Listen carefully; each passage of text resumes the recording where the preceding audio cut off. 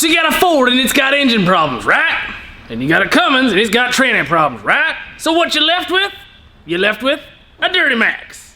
Today at DG's, we're gonna talk all about the histories, the different levels, and what you get at each level and different RPO code of your Duramax engine.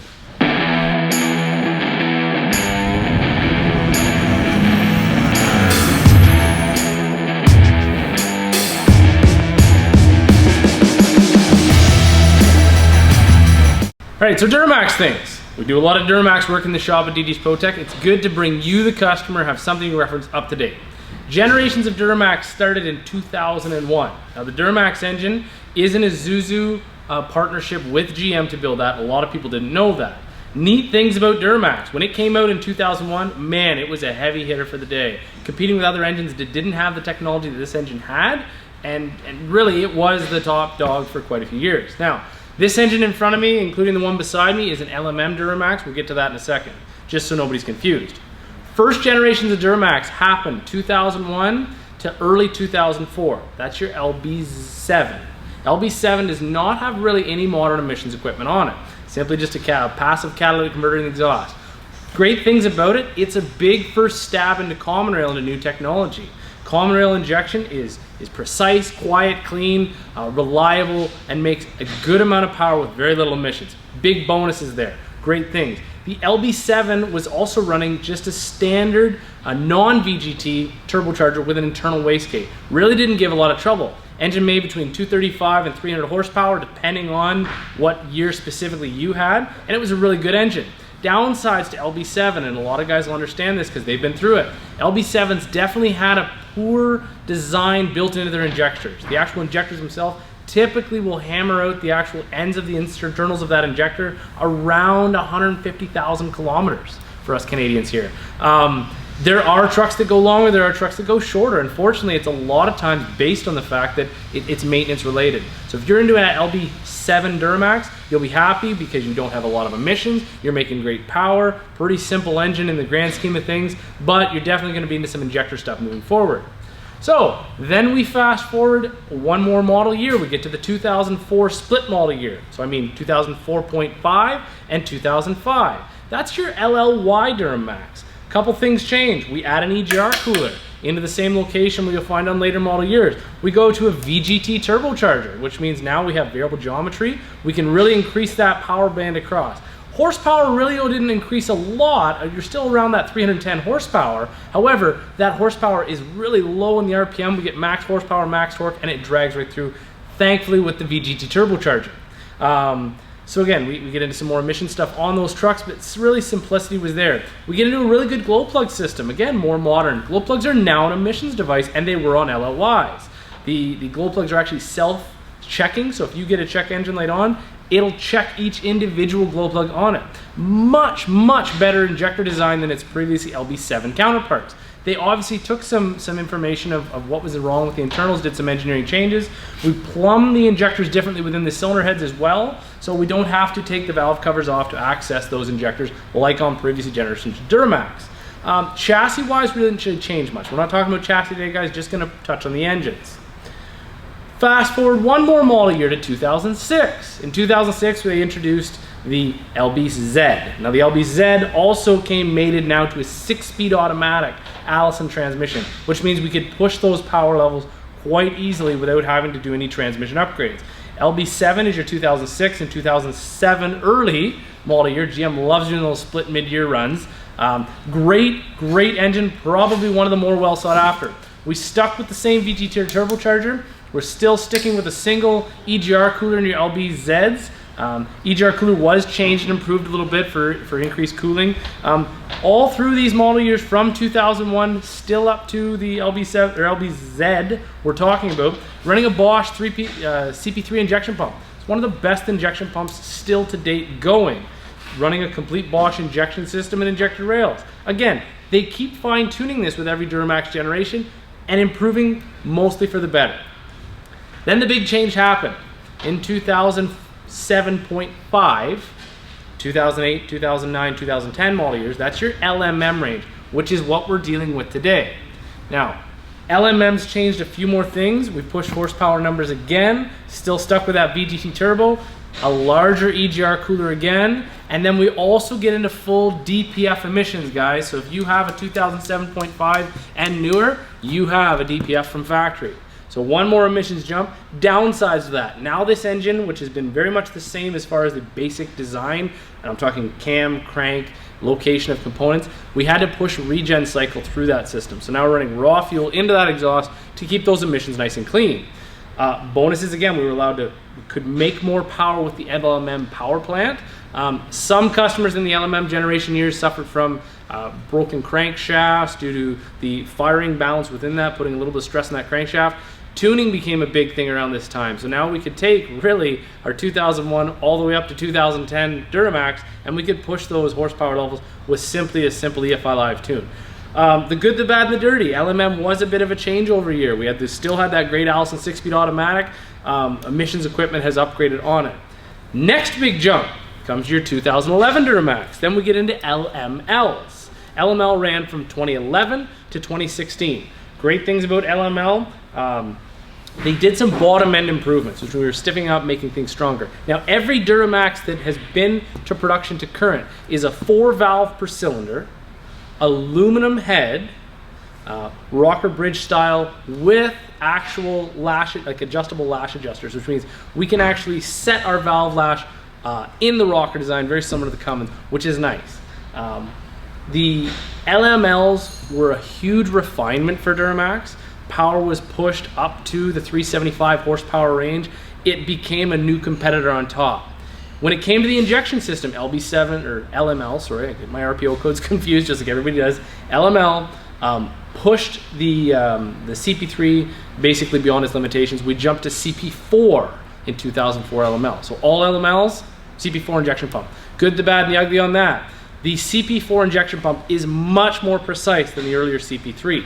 The CP4 injection pump is capable of most of the same power output, flow output that the CP3 was capable. Now the CP4 did have a higher output rate of pressure, which means now we can knock on 30,000 plus PSI with tuning. Factory tuning won't get you there, but aftermarket will. Problem with the CP4 is really just the fact that with its precision means it's susceptible to damage due to, again, lack of maintenance. We want to keep good, clean, no water in, just solid diesel fuel going to that thing, and it'll treat you well. Also, when we got to that 2011 model year, we added one more emissions device again. We get into diesel exhaust fluid. Pro-con diesel exhaust fluid, we did have a few issues in the first couple of years with customers putting diesel exhaust fluid into their diesel fuel tank, thinking it was an additive. That will plug up the injection system instantly, and now you're into an injection system. Downsides to one of the things we don't like about the LML is the fact that if you do have an injection system failure, that injection system failure will typically spread like cancer. Metal, debris goes throughout the system. You're not just putting a pump in it, you're putting a pump, rails, injectors, complete injection system in. And GM released a service bulletin because of that. So 2017 model saw the biggest jump for GM to date with the Duramax power plant. 2017 went to a complete different injection system. Our code now went to L5P. They locked down the ECMs. They bumped the horsepower numbers over the 400 mark and over the 900 foot-pounds of torque mark out of the box factory. The system became much more reliable. Our emissions equipment from factory was much more reliable, better longevity out of that stuff. But, and for the first time in a few years, GM had actually surpassed the Cummins and Power Stroke counterparts, putting up the best numbers in the business for 2017. If you have an L5P, you'll be happy right out of the box.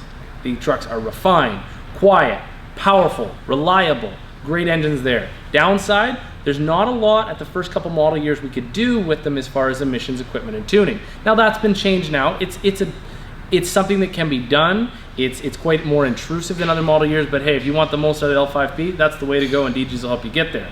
So I'm going to switch my focus in this video just a little bit now. We're going to show you some of the layout in the actual Duramax engine that we're doing repairs on today, as it's out of this truck in behind me, in for repairs. And then you'll kind of get a feel of where locations are, and then you'll kind of know where the weak points are for your specific model, your Duramax, and we'll try and do it as quick as we can, guys.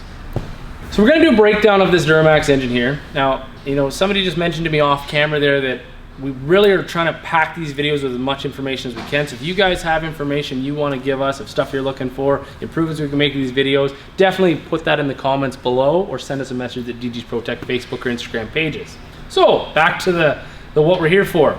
Duramax engines are very much laid out the same. A couple things that every single Duramax engine up to 2016 model year has is we have our crankshaft, we have our idler here, and our water pump is located over to the side. Using my handy dandy snap-on pointing stick, the water pump is driven off the actual cam gear in behind the front cover. Water pump replacement does require crankshaft vibration damper removal to access some of the hardware here to get that off. It has an external oil cooler down the side of the engine, very similar to what you'd find in your old 7.3 Power Strokes, that runs back to where your oil filter housing is at the back. Now, a Duramax engine, just like any other engine, does require quite critical maintenance. We want to make sure we have good, clean oils and filters in this at all time. At DD's ProTech, we recommend around a 10,000 kilometer oil change interval, or 400 engine hours if you're idling a lot. And it will change our recommendations based on the use of the vehicle, but as a generalized with a synthetic option, that's a good starting point. Now, this being an LMM motor that has internal bottom end damage is coming out. A couple things that we can see on this. VGT turbo sits right up top, okay guys? So fresh air comes into a turbo mouthpiece inlet running into your turbocharger, exits as boosted hot air, goes through your intercooler, and then comes back into the intake manifold, which is kind of tucked behind here. And I'll grab the piece here for you. So really, this is your top portion of your intake manifold. Its slot drops right in here. Okay, so if you can picture boosted air coming up in here, already cooled by the intercooler, running past a throttle valve, which is really just for EGR operation, coming up through past an intake heater, so we're gonna warm that cold air coming in on those cold winter days, okay, and then running down into our Y bridge. Now you'll notice a provision on the bottom here. This is where our EGR gases are gonna mix before it goes into the intake manifold. In talking about EGR gases, it is a V8 6.6 liter engine design. Exhaust comes up off our manifolds, running through both left and side up pipes, driving our turbocharger. After it drives our turbocharger, it exits and goes down our downpipe, heading for the tailpipe. Now, on the passenger side exhaust up pipe, we also run up to our EGR cooler. Now, from past videos, you guys know that EGR coolers are meant to cool that exhaust gas before it's introduced into the intake for emissions uses. The EGR cooler is horizontal, running front to back in the vehicle on all LLY, LBZ, LMM, and then into the LMLs, they also have a secondary cooler that runs crossways horizontal in series or parallel, depending on where the valve position is in the LML. So you have your EGR gases coming up, in this case, to its EGR valve, which is right here. When the computer commands that valve open, exhaust mixes and heads down into that intake. Now, the lower intake, which is commonly called your Y bridge. We'll get a couple good shots of this for in a second. The reason it is because, as a V8 design, it's gonna drop 2 intake ports into the cylinder heads to go into those intake valves, and it has an actual friction fit flange sealed with O-rings in there. Now, important to note, the EGR cooler is holding that intake all bolted nice together. In a simple EGR delete, and we'll do a video on these in a little while, you simply remove this cooler and block off here, which makes this up pipe susceptible to later damage, and simply block off the EGR ports on the bottom of that here, which can have an EGR or a portion where the Y bridge will push out under extreme boost, and you're going to be tuned for this, which means you're going to be pushing more boost, and you can actually crack that Y bridge. There's a couple aftermarket companies out there, Worley Custom Fab, HSP Diesel, and a couple others, Worley Custom Fab being our favorite, that give you an updated Y bridge. Now, neat to know with any model of Duramax, a lot of improvements can be made to these engines by simply opening up their intake air to and from the turbocharger and then down into the intake itself. So that's definitely an upgrade. If you've got a Duramax, you want a little more out of it, talk to us first. We'll make sure you get the right product you're needing. Injection system, let's quick touch on that. The injection pump, which is located directly in front of this intake. One of my hate points with Duramax guys is everything is bolted to everything, so they're really hard to see. But located just behind the front cover and coolant crossover and in front of the Y bridge, I'm touching it right here, is your injection pump. Now, this being an LMM is still running a Bosch CP3 injection pump. From that injection pump, it has a complicated system that basically runs high pressure fuel out to your rail, which is passenger side here and driver side here. And from that rail, we have high pressure lines running down. You maybe see it better on this engine over here, that run down to our actual injectors. On every model from LLY, which is your 04.5 and up, you have the injectors are actually external, which means they're sticking out through the holes in the valve covers, right down into that cylinder, and you're running anywhere from 5,000 to stock 26,000 PSI, tuned up and over 30,000 PSI. They have a regulator built into the pump, And all of our new pumps and any new injection system we're gonna do repairs on, guys, will be Bosch OEM stuff in this shop. They have a poppet valve for overpressurization, which can be a problematic part as well. It can be replaced with what's called a race plug, so that we don't have that pop off at high pressure. But really a clean, happy fuel system will last these trucks a whole lot of time. They do make compound systems in the aftermarket that use the factory VGT turbochargers, or you can simply drop a non-single or non-compound VGT system into place with a lot of plumbing upgrades in that. So I'm not gonna go too far. The video is probably dragging on. Is this where we are now? Knowing your Duramax, knowing what model you have, knowing its weak points, and knowing where you gotta come to get the thing diagnosed and fixed is definitely what we're here to help you out with. This video is just a tidbit to touch on that. If you guys have any other questions, by all means, give us a call. The shop location, guys are having trouble with the Google Maps finding it as well. 490 Maitland Ave South in Listowel. The phone number, we've got a brand new phone system with new offices going in every day as we're growing here. The phone number is 519-418-AUTO, which is 2886, okay? Goes to multiple lines. Our office staff are there to get you anytime.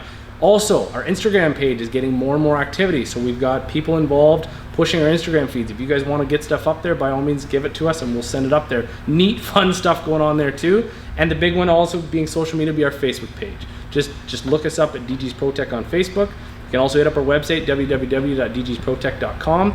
You can give any one of us a call and we'll get back to you as quick as we can in person. We're adding to our staff, guys. We're adding to our increased production in the shop. If you have an automotive problem, diesel or gas or otherwise, give us a call and we'll help you out. For that's it, guys. Thanks, and we'll talk to you next time.